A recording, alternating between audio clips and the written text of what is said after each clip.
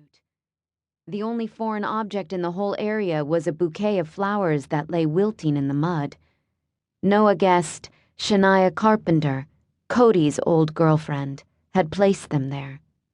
She'd probably come up here to commemorate the anniversary of when she and Cody had started dating, or became an item, or first made love, or whatever. She'd married, divorced, and had a kid in that order, but she'd never gotten over Cody's death. Neither had Noah. It felt as if a part of him had died that night.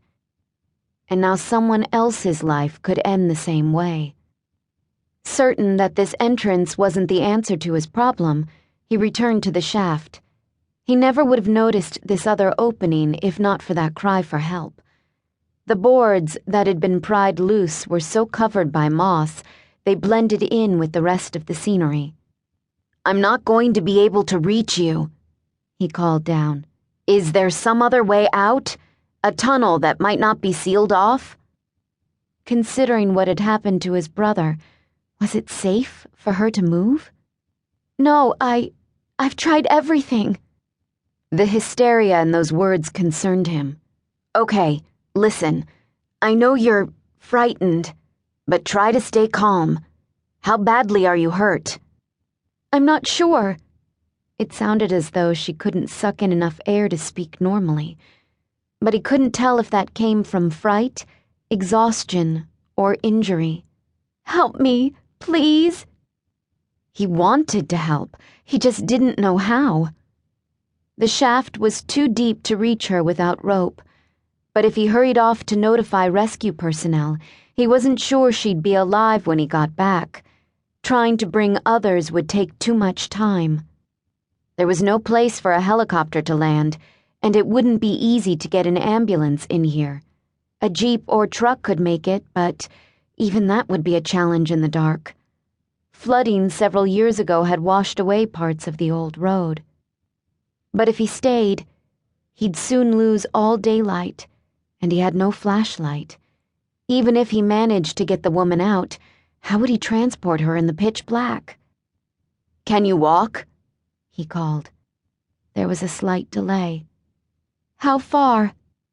"I'm wondering if you're mobile so I can assess the situation." I'm mobile." That made a difference. It meant she wasn't so badly off that he couldn't sit her on his bike and run alongside, if he could get to her. He was pretty sure he had a flashlight and a length of rope in his truck. He might even have food or something else that would come in handy. A sweatshirt would keep her warm, at least. He could use it if she didn't need it. It had been a nice day, hence his lightweight bike shorts and t-shirt, but it was growing colder by the minute. "Sit tight," he called down. "I have to go to my truck, but I'll be back, I promise." "Don't leave me."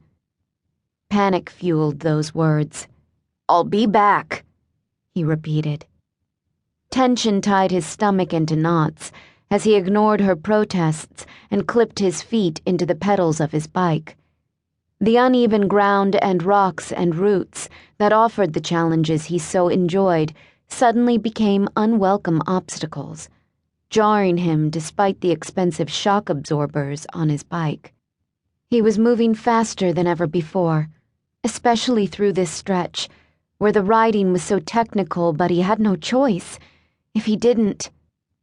He couldn't even think about what might happen if he didn't. He'd seen his brother's crushed head. They'd made the decision as a family not to have an open casket. Small pebbles scattered, churned up by his tires as he charged through patches of gravel. Hoping to shave off a few minutes, he climbed a steep embankment he'd typically tried only when he wanted maximum difficulty. He made it up and over the ridge, and down the other side without mishap, but it felt as if it were taking forever to reach the highway.